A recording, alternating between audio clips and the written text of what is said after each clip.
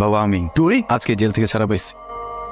মা বাসায় কোনো খাবার আসছে, খুব খিদা লাগছে, কতদিন তোমার হাতে রান্না খাই না। তুই ভয় আমি তোর জন্য কিছু বানাইনি। এত আল্লাহ খাওয়া তো কিছুই নাই। বাবা 5টা বছর একবার আমার দেখতে যাও, মনে হয় না বাবা আমার যথেষ্ট শাস্তি হয়েছে? খবরদার, তুই আমার বাবা ডাকবি না। আমার একটাই ছেলে সুমন। আমার কথাটা যদি একটাবার বিশ্বাস করতে বাবা, একটা উকিল ধরে কোর্টে দাঁড়াইতো, তাহলে নিরপরাধে আমার এরকম জেল খাটতে হইতো। আমি বাজারে যাইতেছি, ফিরে এসে যেন ওরে না দেখি। কোথায় যাবে?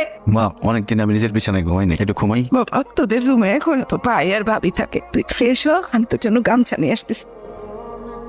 আপনি না জেলে আসিলেন, বাইরে এসেছেন কবে? কোন মামলায় গেছেন বুঝলি? চোরাকার বাড়ি নাকি অন্য কিছু?